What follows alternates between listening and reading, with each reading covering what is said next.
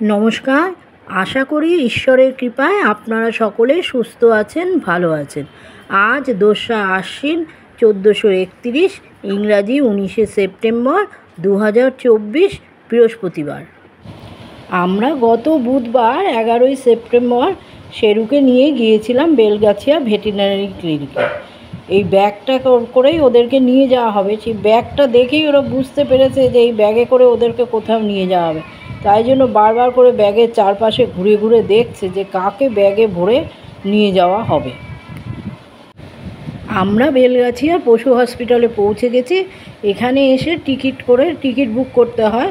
সে টিকিটের জন্য 50 টাকা জমা দিতে হয়।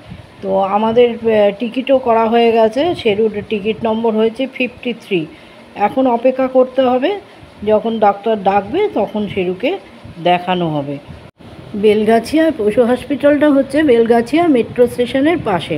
তার পোশাকি নাম হচ্ছে West Bengal university of animal and fisheries science. রাস্তার একদিকে হচ্ছে বেলগাছিয়া ভেটেরিনারি ক্লিনিক, অপর দিকে হচ্ছে ভেটেরিনারি ইউনিভার্সিটি। এইখানেই সবাই পোষ্যদের নিয়ে অপেক্ষা করে। আমাদের শেরুর নাম্বার এসে গেছে। আমরা শেরুকে ডাক্তার দেখিয়ে বাইরে বেরিয়েও এসেছি। তো শেরুকে ডাক্তারবাবু ব্লাড টেস্ট করতে বলেছেন। তো ব্লাড টেস্টটাও এই ভেতরের থেকেই করতে বলেছেন এবং ভেতরে ব্লাড টেস্টের ব্যবস্থাও আছে। তো শেরুর ব্লাড নেওয়া হয়ে গেছে, ভেতরে টাকা জমা দিয়ে ওর ব্লাড টেস্ট করতে দেওয়া হয়ে গেছে। এবার আবার আমাকে শুক্রবার দিন আসতে হবে ওর ব্লাড রিপোর্টটা নিয়ে। তো ডাক্তারবাবু ওকে দেখে যে ওষুধগুলো দিয়েছে সেগুলো তো চলবেই, ব্লাড রিপোর্টের পরে অ্যাকচুয়াল কী ওর সমস্যাটা হয়েছে সেইটা দেখে তবে ওকে ঠিকঠাক ওষুধটা দেবে। শুক্রবার ডাক্তার রিপোর্টটা দেবে বলেছিল। তো আমি বেলগাছিয়া ভেটেরিনারি ক্লিনিকে এসেছি ওর ব্লাড রিপোর্টটা নিতে। ব্লাড রিপোর্টটা আবার ওই ল্যাবরেটরি রুম থেকে নিতে হয়, সেখান থেকে নিয়ে এবার ডাক্তার বলেছিল দুপুর 2টোর পরে আসতে। তো সেই জন্যই আমি দুপুর 2টোর পরে হসপিটালে এসেছি। ওর রিপোর্টটা দেখিয়ে তারপরে ওকে কী অ্যাকচুয়াল ওর রোগটা হয়েছে আর কী ওষুধ ওর পড়বে সেইটা ডক্টর বলে দেবেন। তারপরে ওর চিকিৎসাটা শুরু হবে। তো আমি ডাক্তারবাবুকে দেখানোও হয়ে গেছে রিপোর্টটা। ডাক্তারবাবু বললেন ওর একটা ব্যাকটেরিয়াল ইনফেকশান হয়েছে, ওকে 21 দিন একটা অ্যান্টিবায়োটিক খাওয়াতে হবে। এছাড়া ওকে মেট্রোজিল দিয়েছে, বারবার পটি হচ্ছিলো বলে মেট্রোজিল দিয়েছে, র্যানটাক দিয়েছে। তা সেই সব ওষুধগুলোই এখন কিনে নিয়ে আমি বাড়িতে যাব, গিয়ে ওকে এই ওষুধপত্র খাওয়াবো। এই পশু হসপিটালটা সকাল 10টা থেকে 4টে অবধি ওপিডিতে ডাক্তার থাকে। আর বিভিন্ন ডিপার্টমেন্ট আছে, প্রত্যেকটা ডিপার্টমেন্টেরই ডাক্তার থাকেন।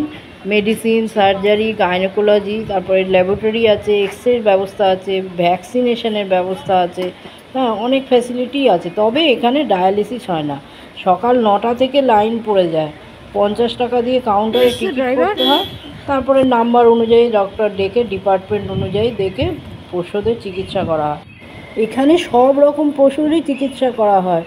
বিভিন্ন প্রজাতির কুকুরের চিকিৎসা হয়। তারপরে আমাদের তো ইন্ডিয়ান পারিয়া যে কুকুর, যাদের আমরা রাস্তার কুকুর বিড়াল বলি, তাদের তো অবশ্যই হয়।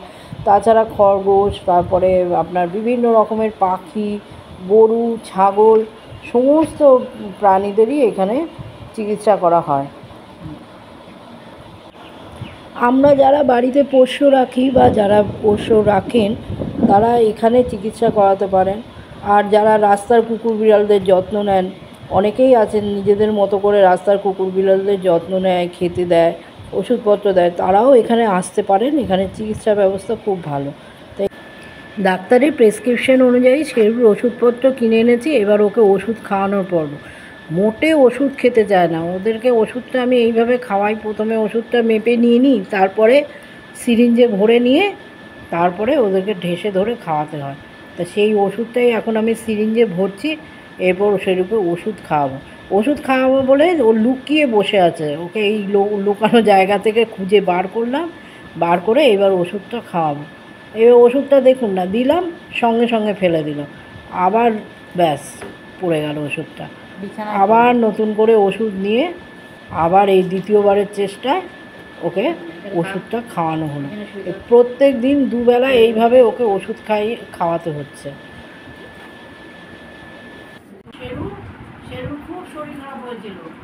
শরীর খারাপ বলতে ওর খুব পাতলা পটি হচ্ছিল দেখে আমি ঘরোয়া ওষুধ ওই মেট্রোজিল আর এদের খাবারের সাথে মিশিয়ে দেওয়ার জন্য গাট অয়েল পাউডারটা ওকে দিয়েছি। গাট অয়েল পাউডার খেয়ে আর মেট্রোজেল খেয়ে ওর পটিটা বেশ ভরে গেল। তারপরে ওর খাওয়াটা দেখলাম আস্তে আস্তে কমে গেল। তারপর 4-5 দিন বাদে দেখছি ও পটি করলে পটির সাথে একেবারে কাঁচা রক্ত বেরোচ্ছে। তো সেটাতে তো আমি খুব ভয় পেয়ে গেলাম যে কী করো। সেই জন্য ওকে নিয়ে আমরা গিয়েছিলাম বেলগাছিয়া পশু হসপিটালে।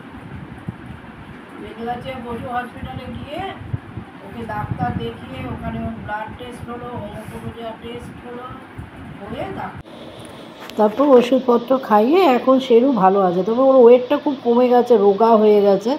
আর ডাক্তার বলেছে আস্তে আস্তে ও সুস্থ হয়ে যাবে। তো আপনারা ঈশ্বরের কাছে প্রার্থনা করবেন সেরু যেন পুরোপুরি সুস্থ হয়ে ওঠে, আর আমিও যেন ওদের সঠিকভাবে সেবা যত্ন করতে পারি। আমার বাড়িতে আরও কয়েকজন পোষ্য আছে। আরেকটি বিড়াল আছে, তার নাম বাঘারু, সে ফিমেল। আর আছে 3 জন ছাড়েমো, তুবড়ি, শান্তি আর পদ্মলোচন। এই ভিডিওর মধ্যে যাকে দেখছেন হাঁটাচলা করছে সে হচ্ছে শান্তি। তো আজকের ভিডিওটা আমি এখানেই শেষ করছি। আপনারা সকলে সুস্থ থাকবেন, ভালো থাকবেন, আনন্দে থাকবেন, আর প্রার্থনা করবেন আমি যেন ওদেরকে, আমার পোষ্যদেরকে ভালো রাখতে পারি আর ওরাও যেন সুস্থ থাকে। দেখা হবে পরবর্তীকালে আরেকটি ভিডিও নিয়ে। নমস্কার।